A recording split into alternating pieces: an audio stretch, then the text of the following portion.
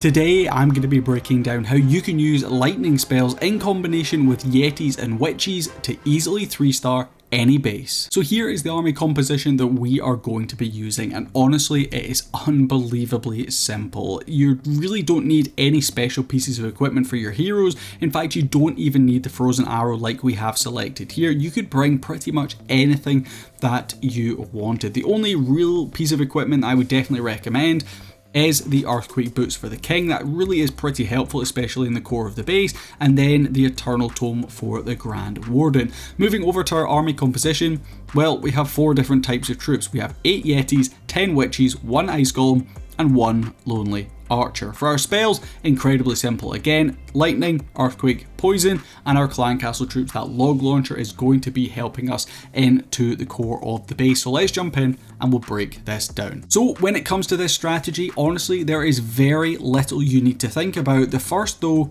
is going to be zapping out those inferno towers. Multi-target infernos are not your friend. If you're coming up against multi-target infernos, you're probably going to want to zap them out. It takes 4 lightning spells and 1 earthquake spell to take down an inferno tower, so that's what we're going to start off this attack by doing. Earthquake coming down first, dropping down those lightning spells in behind. Now when it comes to choosing which inferno towers that you take down, typically I tend to take down the inferno towers that are furthest away from your point of attack. So for me it actually would have been this one and this one down here rather than this one, but it really doesn't matter. Just taking down 2 is pretty much good enough, and then we're just going to go ahead and spam the rest of our army in. Ice Golem's going to be coming out in front just to tank for that initial damage on the area where our King, Queen, Grand Warden and Log Launcher are coming in from.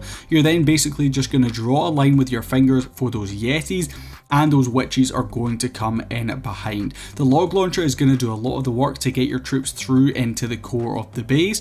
Of course, as always, you want to make sure you're watching out for a couple of things. The first of which being enemy clan castle troops. When they do deploy, which they will in a second here, when some troops finally get in range, you're going to want to go ahead and use your poison spell down on them. In this particular one we have the lava hound and balloons, which isn't really too deadly, but if you have something like a furnace, that can be pretty troublesome, especially for this type of attack if it locks onto one of your heroes or even some of your yetis. But regardless, that poison spell is going to be your friend.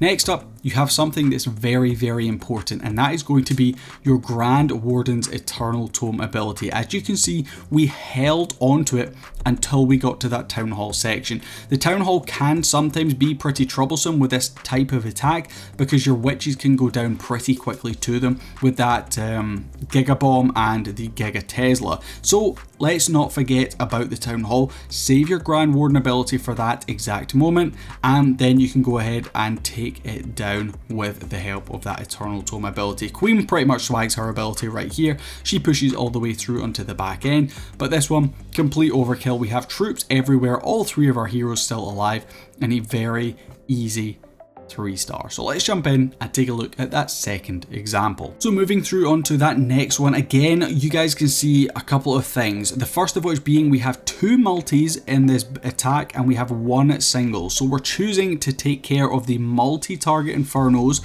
rather than the single target infernos. The singles really should not affect us too much unless it locks onto one of our heroes.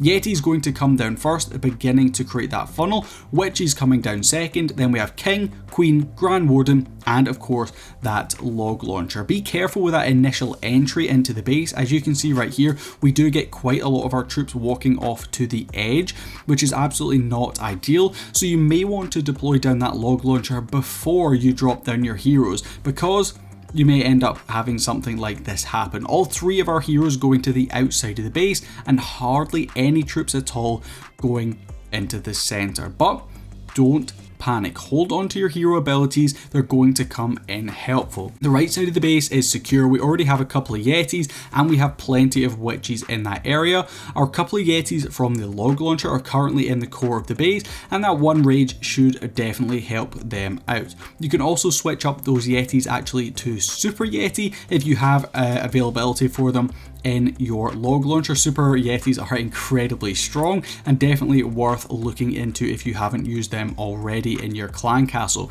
But pushing on through, we held on to our king's ability right for the back end of this attack. He is going to be able to push on through, get onto that town hall and help take it down with the help of a couple of Yeti mites.